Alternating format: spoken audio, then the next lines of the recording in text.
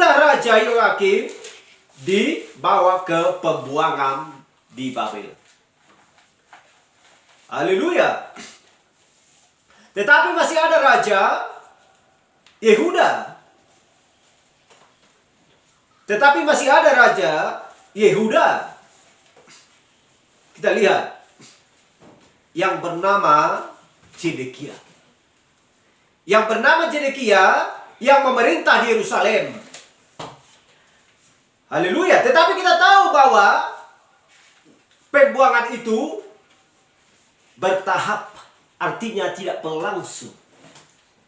Tidak langsung, itu yang dimaksudkan. Tidak berlangsung atau tidak langsung. Haleluya.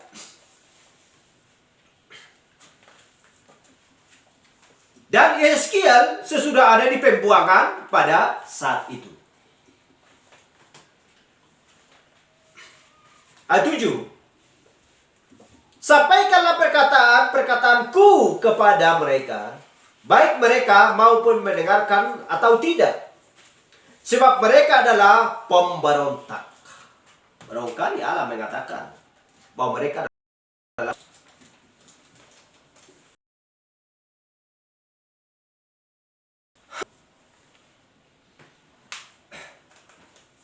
jadi, jikalau kita membaca di kitab Tawarik tersebut atau kitab Raja-Raja tersebut tentang Raja Zedekia yang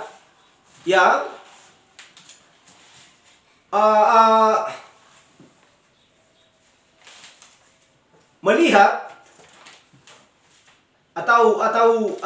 melihat bagaimana tentang Yoyakim, di mana dia raja dulu.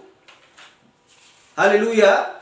Sehingga Zedekia memberontak terhadap Raja Nebukadnezar. Memberontak terhadap Raja Nebukadnezar. Itu tertulis di kitab 2 Raja-Raja ayat 24 ayat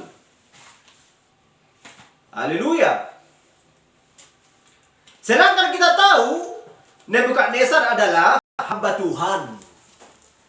Hamba Tuhan yang dibangkitkan untuk melawan bangsa Israel.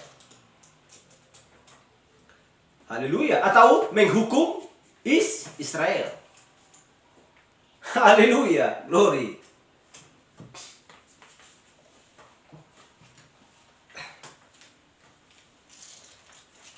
Ayat 8. Dan engkau anak manusia. Ini anak manusia adalah berbicara tentang Nabi. Dan engkau anak manusia, dengarkanlah apa yang kufirmankan kepadamu. Janganlah memberontak seperti kaum pemberontak ini. Ngarakanlah mulutmu dan makanlah apa yang kuberikan kepadamu. Haleluya. Amin. Apa yang kuberikan kepadamu. Haleluya. Jadi apa yang diberikan Tuhan kepadanya harus dia makan. Harus dia ucapkan, harus dia beritahukan supaya orang-orang mengerti sedang apa yang berlangsung di masa hidup mereka. Haleluya. Ayat 9, aku melihat sesungguhnya ada tangan yang terlurur kepadaku, dan sungguh dipegangnya sebuah gulungan kitab. Haleluya. Lalu dibentangkannya di hadapanku gulungan kitab itu, ditulis timbal balik, dan di sana tertulis nyanyian-nyanyian ratapan, keluh kesah dan rintihan. Yang ditulisi sebelah dalam dan sebelah luar. Sebelah luar dan sebelah dalamnya. Haleluya.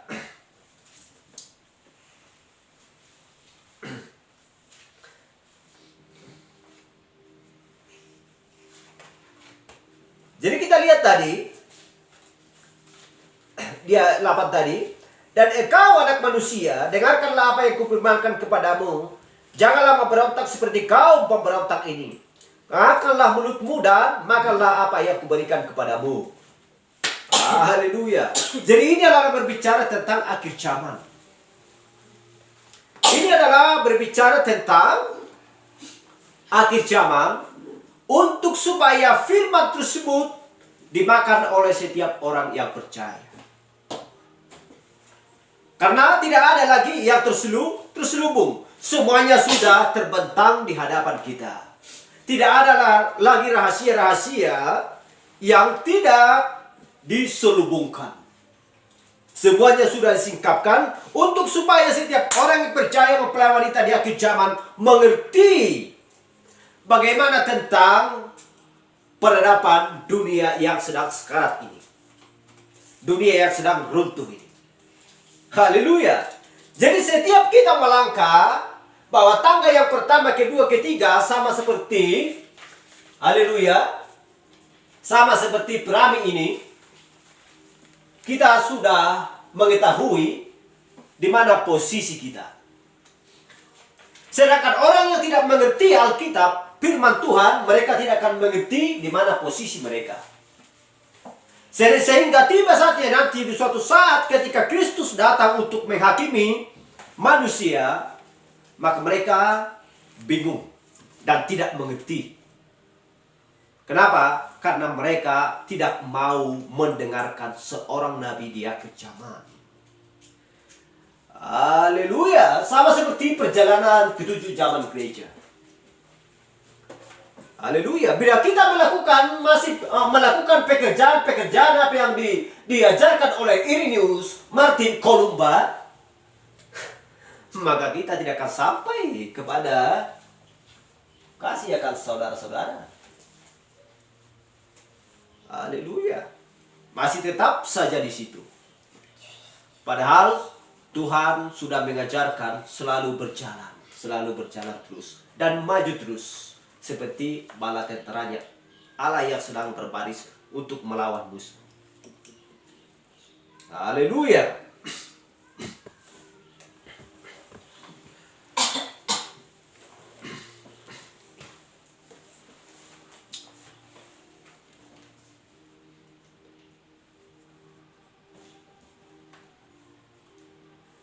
Haleluya.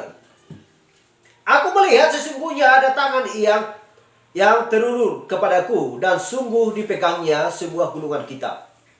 Gulungan kitab. Lalu dibentangkannya di hadapanku. Gulungan kitab itu ditulis timbal balik. Dan di sana tertulis nyanyian-nyanyian ratapan, keluh kesah dan rintihan. Yeskiel 3 mulai 1 sampai 21. Firman-Nya kepadaku, hai anak manusia, makanlah apa yang engkau lihat di sini. Makanlah gulungan kitab ini dan pergilah. Berbicaralah kepada kaum Israel. Haleluya. Berbicaralah kepada kaum Israel. Kita lihat di sini. Siapa yang memakan kitab tersebut? Nabi, Rasul, mediator, mempelai wanita. Amin. Haleluya. Itulah yang memakan kitab. Nanti saya akan jelaskan semuanya. Maka kubukalah mulutku dan diberikannya gulungan kitab itu kumakan. Haleluya. Maka kubukalah mulutku dan diberikannya gulungan kitab itu ku makan. Jadi ketika setiap kitab yang sudah kita makan, itu sudah terbuka. Haleluya, tidak tertutup. Dan Tuhan tidak mau memberikan gulungan kitab kepada Yohanes dengan gulungan kitab yang tertutup. Dan Kristus turun tahun 63 kepada Nabi William Branham, tidak memberikan kitab untuk dimakan dengan kitab yang tertutup, tetapi dengan kitab yang terbuka. Haleluya. supaya nabi mempelai wanita melihat semuanya yang sudah dibuka oleh Kristus, yang sudah dibentangkan, bahwa makanan tersebut kita tahu dan kita melihat makanan itu adalah makanan apa. Kita mengingat ketika Nabi Abraham bermimpi, bukankah dihidangkan di meja yang sangat besar berbagai macam menu makanan yang dihidangkan bagi dia? Itulah khotbah 1100 judul. Makanan yang dilihat Nabi tersebut. Siapa yang membentangkannya? Siapa yang menyediakannya adalah Kristus. Bagi siapa? Bagi mempelai wanita. Haleluya. Glory. Jadi semua makanan yang sudah dihidangkan itu adalah makanan yang sempurna. Tidak ada mengandung racun sedikit pun. Mengandung jamur tidak ada sedikit pun. Yang basi tidak ada sedikit pun. Semuanya adalah makanan segar. Untuk membuat iman kita semakin bertumbuh dan kuat. Haleluya. Glory. Supaya pohon tersebut, supaya mempelai wanita tersebut seperti ditanam di tepi aliran sungai, yang menghasilkan buah sesuai dengan waktu pada musimnya. Haleluya. Glory. Betapa indahnya semua rencana Allah bagi mempelai wanita. Haleluya. Lalu firman-Nya kepadaku, hai anak manusia, makanlah gulungan kitab yang kuberikan ini kepadamu, dan isilah perutmu dengan itu. Lalu aku memakannya, dan rasanya manis seperti madu dalam mulutku. Haleluya. Haleluya. Firman-Nya kepadaku, hai anak manusia, mari pergilah dan temuilah kaum Israel, dan sampaikanlah perkataan-perkataanku kepada mereka. Sebab engkau tidak diutus kepada suatu bangsa yang berbahasa asing dan yang berat lidah, tetapi kepada kaum Israel. Bukan kepada banyak bangsa-bangsa yang berbahasa asing dan yang berat lidah, yang engkau tidak mengerti bahasanya. Sekiranya aku mengutus engkau kepada bangsa yang demikian, mereka akan mendengarkan engkau. Akan tetapi kaum Israel tidak mau mendengarkan engkau, sebab mereka tidak mendengarkan engkau. Sebab mereka tidak mau mendengarkan aku, karena seluruh kaum Israel berkepala batu dan bergetar hati. Bertegar hati. 8. Lihat, aku meneguhkan hatimu melawan mereka yang berkepala batu, dan membajakan semangatmu melawan ketegaran hati mereka. Seperti batu intan yang lebih keras daripada batu, keteguhkan hatimu. Haleluya. Janganlah takut kepada mereka dan janganlah gentar melihat mukanya, sebab mereka adalah kaum pemberontak. Berulang kali Allah mengatakan bahwa mereka adalah kaum pemberontak. Selanjutnya firman-Nya kepadaku, hai anak manusia, perhatikanlah segala perkataanku yang akan kufirmankan kepadamu, dan berikanlah telingamu kepadanya. 11. Mari pergilah dan temuilah orang-orang buangan, teman bangsamu, sebangsamu, berbicara kepada mereka dan katakan, beginilah firman Allah, baik mereka mau mendengarkan atau tidak. Maka roh itu mengangkat aku, dan aku mendengar di belakangku suatu suara gemuruh yang besar. Tak kalah kemuliaan Allah naik ke atas dari tempatnya. Yakni suara dari sayap-sayap makhluk. Ya. Yakni suara dari sayap-sayap makhluk-makhluk hidup yang menggesek satu sama lain. Dan di samping itu suara gemeretak dari roda-roda, suatu suara gemuruh yang besar. Kita lihat makhluk-makhluk ini. Keempat makhluk. Haleluya. Singa dari suku Yehuda. Kita lihat binatang keempat tersebut, yaitu singa dan lembu, muka manusia, dan raja-wali. Haleluya. Dan roh itu mengangkat dan membawa aku, dan aku pergi dengan hati panas, dengan perasaan pahit, karena kekuasaan Tuhan memaksa aku dengan sangat. Demikianlah aku datang kepada orang-orang buangan yang tinggal di tepi sungai Kebar, di Tel Abib, dan di sana aku duduk, tertegun di tengah-tengah mereka selama 7 hari. Sesudah 7 hari, datanglah firman Tuhan kepadaku, hai anak manusia, aku telah menetapkan engkau menjadi penjaga kaum Israel. Bila mana engkau mendengarkan sesuatu firman dari Bapakku, peringatkanlah mereka atas namaku. Peringatkanlah mereka atas namaku. Haleluya. Mendengarkan suatu firman daripadaku. Ayat 15. Kalau aku berfirman kepada orang jahat, engkau pasti dihukum mati. Dan engkau tidak memperingatkan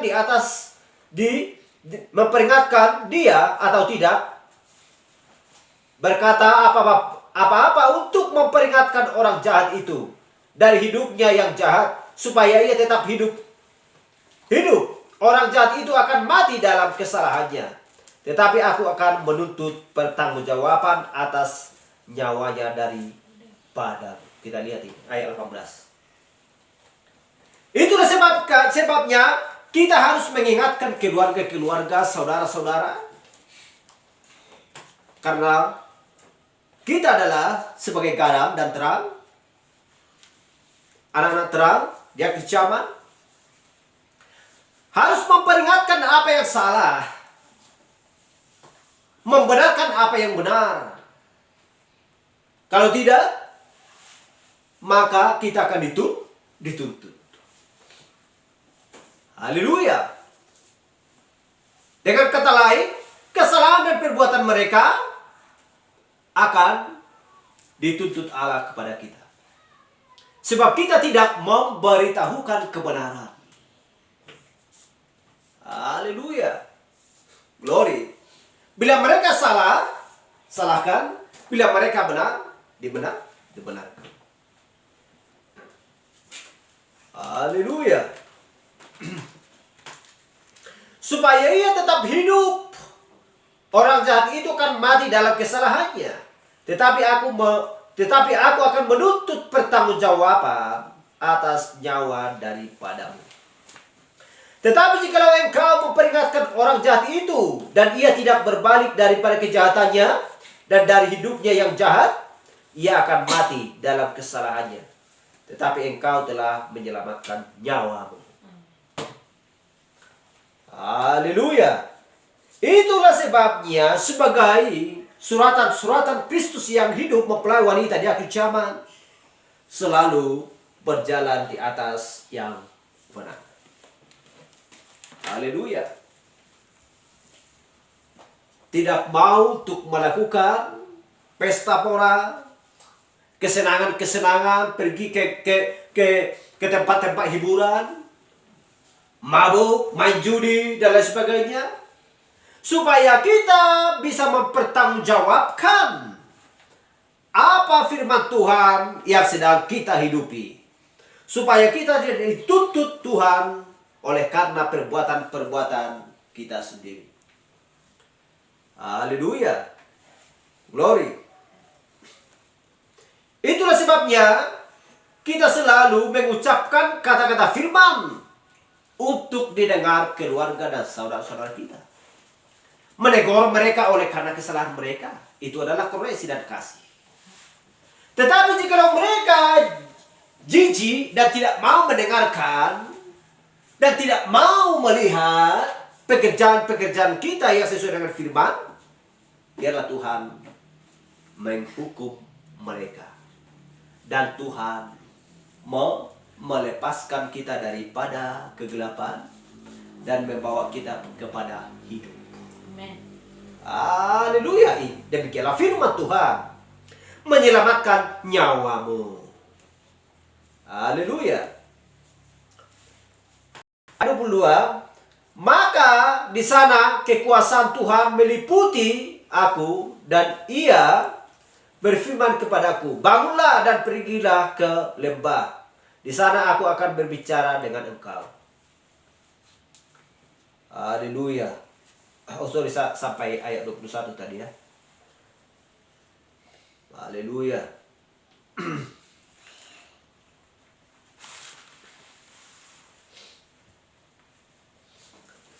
Kita buka lagi di kitab Wahyu, karena ini berbicara tentang kitab yang dimakan oleh Yohanes, yang dimakan oleh setiap orang percaya.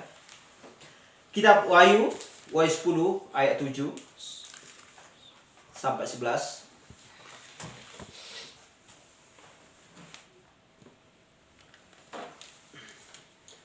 Wahyu 10 ayat 7 sampai 11. Tetapi pada waktu bunyi sangkakala dari malaikat yang ketujuh, yaitu apabila ia meniup sangkakalanya, maka akan genaplah keputusan rahasia Allah, seperti yang telah ia beritakan kepada hamba-hambanya, yaitu para nabi. Dan suara yang telah aku dengar dari langit itu berkata pula kepadaku, katanya, pergilah, ambillah gulungan kitab yang terbuka di tangan malaikat yang berdiri di atas laut dan di atas bumi itu.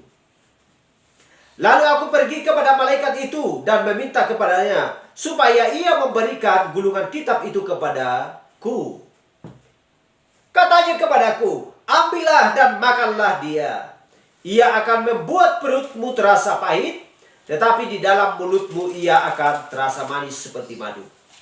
Lalu aku mengambil kitab itu dari tangan malaikat itu dan memakannya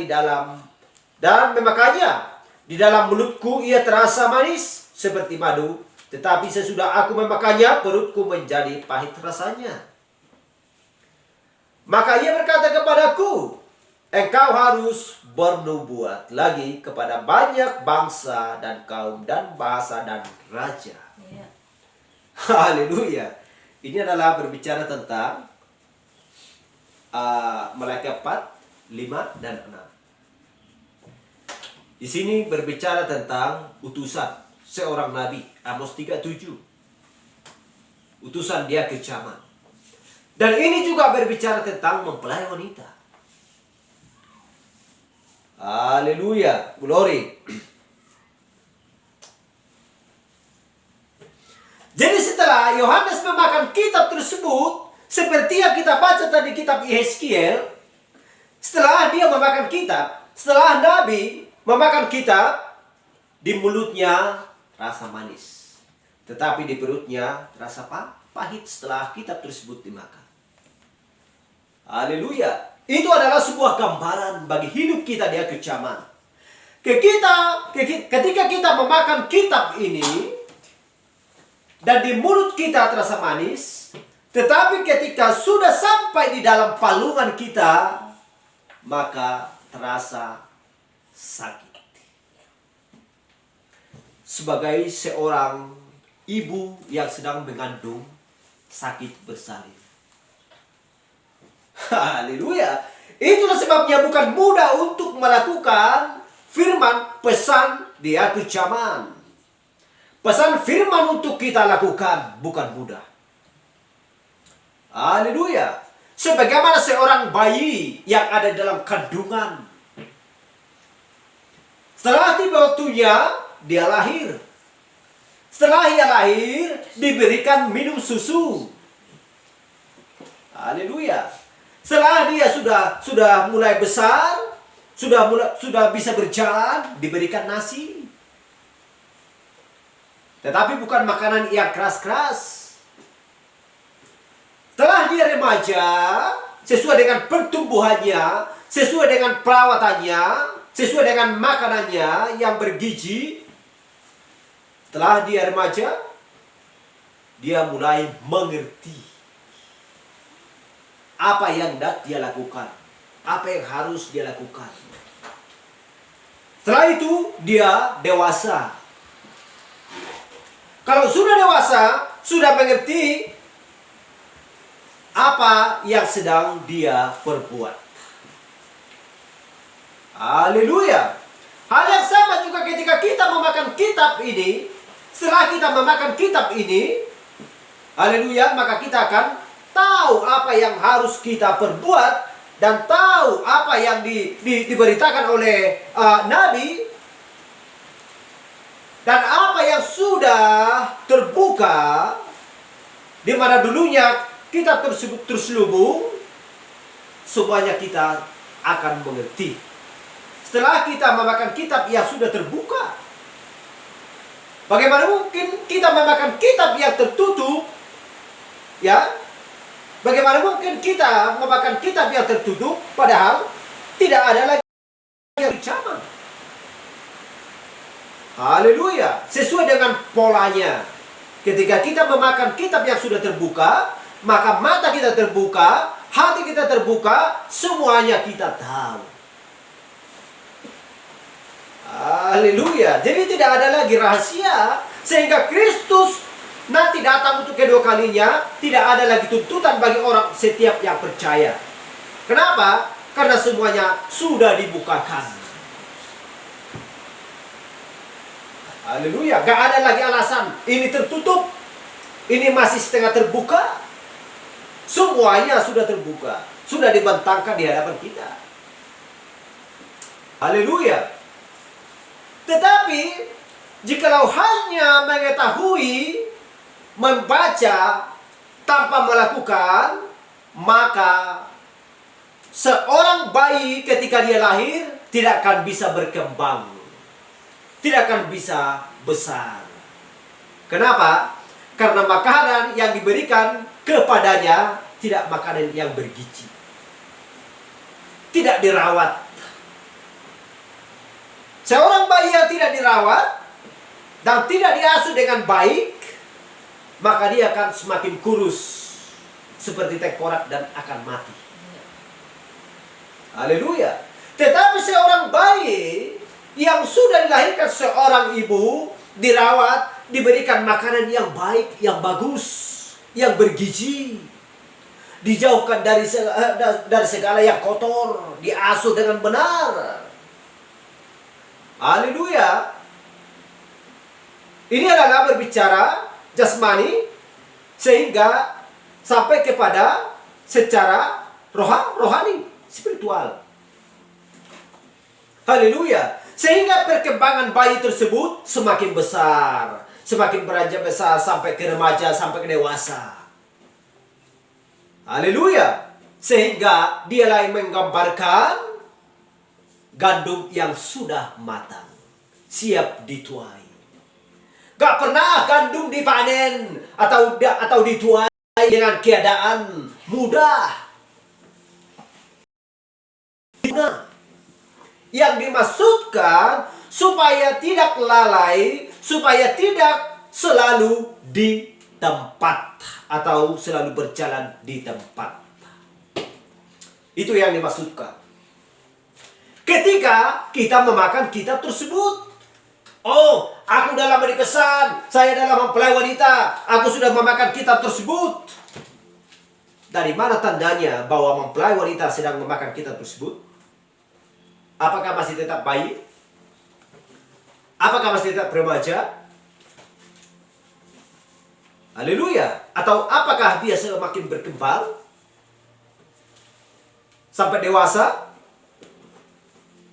Haleluya.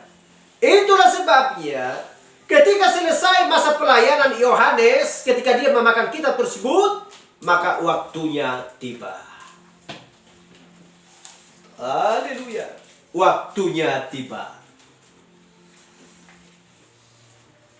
Dia disembelih, kepalanya dipenggal, lehernya dipenggal.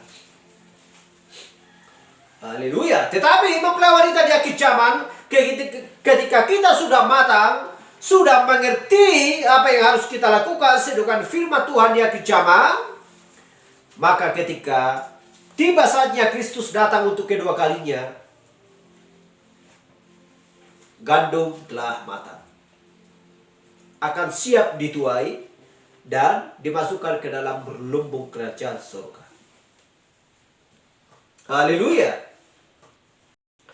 Tetapi ketika orang-orang yang mengeraskan hati dan kepalanya, orang-orang yang tidak mau tahu kepada firman yang sedang kita lakukan di akhir zaman, mereka akan dihakimi dan akan binasa. Itulah orang-orang yang kita ajarkan tadi, yang kita berikan arahan keluarga-keluarga kita, saudara-saudara kita. Kita adalah sebagai sulatan Kristus yang hidup. Mereka tidak mau tahu, sekalipun kita melakukan yang baik. Oh, kenapa mereka tidak mau merokok? Kenapa mereka tidak mau minum? Kenapa mereka tidak mau pergi ke hiburan-hiburan yang menjijikan di sana? Kenapa mereka tidak mau pesta bola dan lain sebagainya? Mereka tidak bertanya-tanya. Haleluya. Tetapi tidak ada penyesalan ketika Kristus memperingatkan di akhir zaman. Ya, mereka tidak akan bisa menyesali setelah waktunya tiba. Oh Tuhan, ampunilah kesalahan kami. Kami telah melakukan ini. Kami tidak mau mendengarkan keluarga kami yang mau menerima pesan di akhir zaman. Bagaimana Tuhan? Ampunilah, tidak ada lagi pengampunan.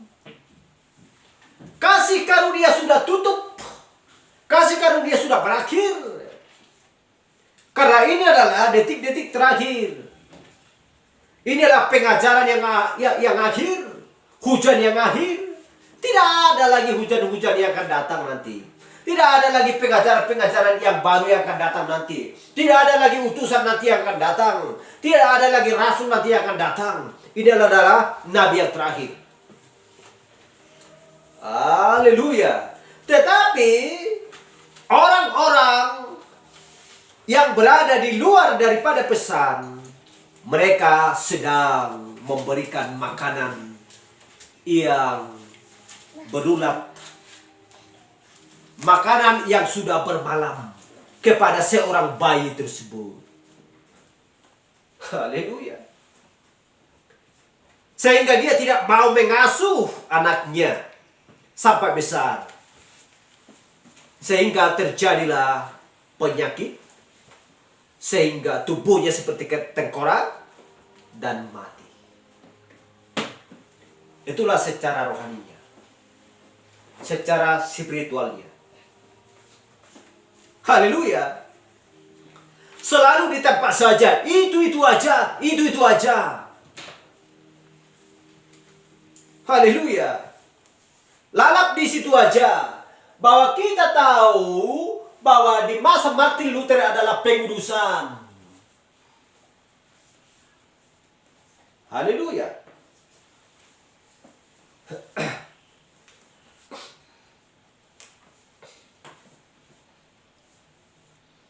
Haleluya. Jadi kita tahu bahwa segitu zaman gereja ini, ya, di sinilah akhir zaman. Kita tahu bahwa apa yang saya katakan tadi, bahwa di zaman Martin Luther adalah pembenaran, bukan pengudusan. Saya salah katakan tadi. Di sini adalah pembenaran, di sini adalah pengudusan. Haleluya. Di sini adalah zamannya Pentakosta.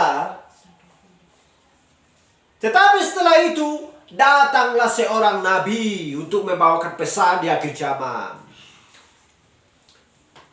Haleluya. Kita tahu bahwa Laodikia adalah Pentakosta. Itu adalah Laodikia. Pemulihan karunia. Dan kemudian kepada kesempurnaan tampilnya anak manusia di akhir zaman. Tampilnya anak manusia di akhir zaman untuk membawa kita kepada seluruh jalan kebenaran Tuhan di akhir zaman. Sehingga mata kita terbuka, hati kita terbuka, dicelipkan oleh Kristus, dan kita melihat semuanya apa yang sudah dibukakan di akhir zaman, yaitu di mana dulunya terselubung sangkakala, ketujuh zaman gereja, ketujuh materai, semuanya sudah tersingkap di akhir zaman. Haleluya. Semuanya sudah tersingkap di akhir zaman. Sesuai dengan Ibrani 6 ayat 1 sampai 8 dan juga 2 Tesalonika ayat 3. Semuanya diterangkan di sana. Bagaimana kerasnya kepala manusia di akhir zaman yang tidak mau mendengarkan kebenaran firman. Untuk supaya mereka dapat bertumbuh dengan baik